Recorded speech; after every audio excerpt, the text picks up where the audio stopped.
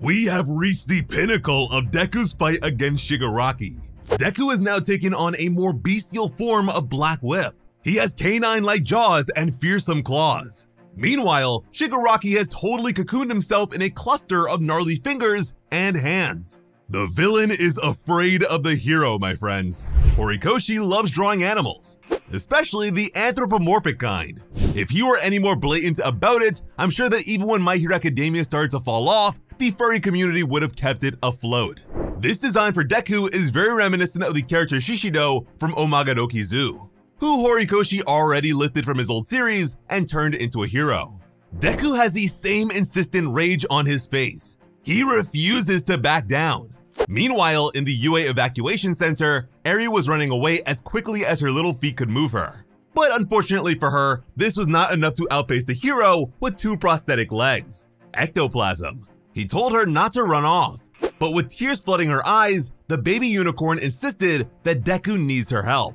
And honestly, I can't blame her. The last time she saw Deku take on a deranged supervillain with a touch-based insta-kill quirk, her presence was totally necessary. We then catch a glimpse of the civilian crowd as a vaguely familiar face was overhearing their conversation. And again, we have an example of Horikoshi's furry fascination. Ectoplasm told Eri that Deku is currently hundreds of miles away from their location. To that, Eri shakily decided that she would ride their transport system. In response, Ectoplasm admitted that the battle against Dabi, Gigantomachia, and All For One were on a far larger scale than they had anticipated. And as a result, the evacuation system has been thoroughly damaged. At the moment, there is no way for it to become operational. Eri recognized her lack of options, but still wanted to do something. But Ectoplasm continued speaking. From what he could tell based on her horn, Eri hasn't stored up enough energy for Rewind just yet. He also told her that even if she was able to make it there, nothing would change, just like with Eraserhead. To that, we receive a shot of Eri crying due to the state her adoptive father was in after the events of the First War. He tried to reassure her with a smile and told her that he got hit by a truck. And terrible circumstances aside, that is pretty cute. Eri turned back to the big screen where Deku was now using some sort of clawing Black Whip slash attack that cut through the finger cluster. Ectoplasm understood Eri's feelings, but told her that the best they could all do is believe in Deku. And you know what, guys? I need to apologize. I let the hype get the better of me last time. I should have known. After all, I've been telling you guys this for years. It is a big part of the secret sauce that goes into accurately predicting this series. My Hero Academia will never go all out. It just never will. Anytime something extremely cool or disastrous is alluded to, you always have to dial it back several notches. We all know that Eri's quirk is the ultimate get out of jail free card. And I'm sure plenty of people would be upset if this mini Deus Ex Machina miraculously brought Deku back up to full health. But even with so many possibilities, like healing some of the other heroes, or even Overhaul, as crazy as that sounds, we end up with a list of reasons as to why it'll never be used. Mind you, it has been 159 chapters since Eri's quirk training began. In real time, it's been 4 years. As a result of this training, Eri was able to rewind Mirio and restore his lost quirk. In canon, this dedicated training with Eraserhead and All Might lasted from the beginning of January until the end of March.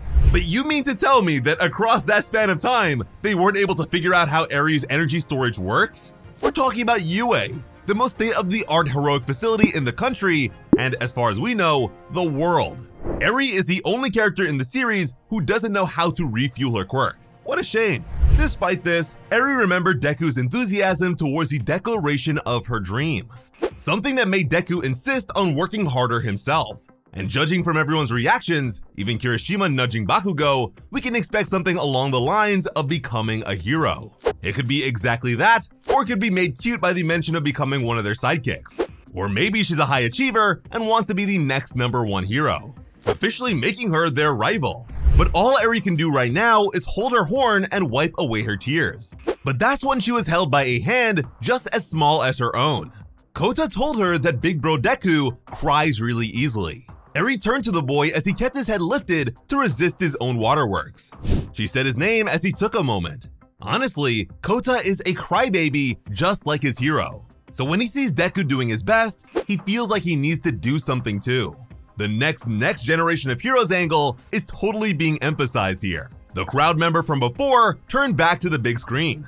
He remembered what he said about Deku being kept at UA while he and the other refugees were there for safety. I hope he also remembers that he was wearing the exact same All Might shirt back then. Maybe he didn't pack a change of clothes. At the same time, Deku was pulling a black suit Spider-Man with black whip tendrils, and he cut straight through a giant finger with a mighty reverse leg drop. And if you notice, behind them is a tree. This is the tree from Tenko's childhood, the one he was crying near.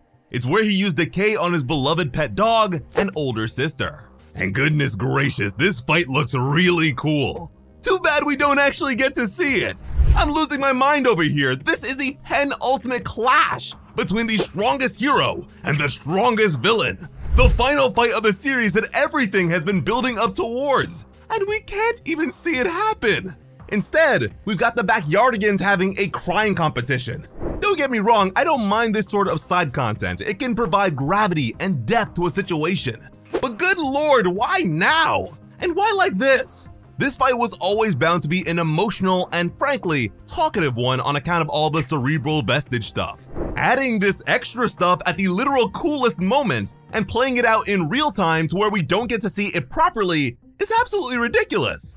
And unfortunately, this just reinforces the belief that My Hero Academia has the worst fights of any popular shonen series.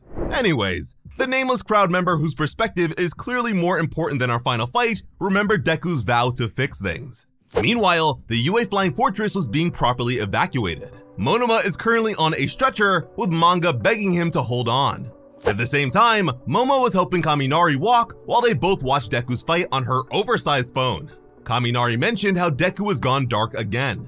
But compared to how he was during the aftermath of the previous war, this is pretty normal behavior for him. The only difference between his ferocity here and his ferocity against Shoto or Overhaul is his scary appearance due to Black Whip. But considering he's cutting through Shigaraki's flesh cluster like a weed whacker, I totally understand the sentiment. The sight made Kaminari frown deeply. He called out to Momo. He mentioned the common trope in manga where side characters like him and Kirishima were supposed to express their unconditional belief in the main character no matter the circumstances. But on account of her studious and wealthy upbringing, Momo wasn't very familiar with shonen. Speaking more candidly, Kaminari recognized Deku to perhaps be the strongest person in the entire world right now. Yet even still, he had to wonder why it was that he wasn't reassured. It wasn't like with All Might where everything felt fine. Crying profusely, he asked her if being worried means he doesn't trust his friend. Now, we don't get a chance to hear Momo's response just yet, but this is a pretty impressive display. Based on his eyes and the fact that he was serving as a human battery for the Flying Fortress, Kaminari has overexerted his quirk. But instead of becoming really dumb because of it, he can form complete sentences and hold proper conversation. That's a major quirk development for him. In the mountains, a helicopter was being lifted into the air as Sue cried watching it. The newscaster from before told her colleagues over walkie-talkie that a girl was on the verge of death. This was, of course, Uraraka. And thankfully, after her fight against Toga, she is being brought somewhere for medical treatment. The other news team was also on the scene when UA robots were said to be on the way. While Tokoyami, Hawks, and Gigantomachia were laid out on the ground, the strange visuals of Deku's fight were questioned. Strangely, they also referred to him on a first-name basis, while failing to know Uraraka as anything other than this gravity girl. While barely conscious and unable to move, Hawks recognized that they must have been saved by Uravity.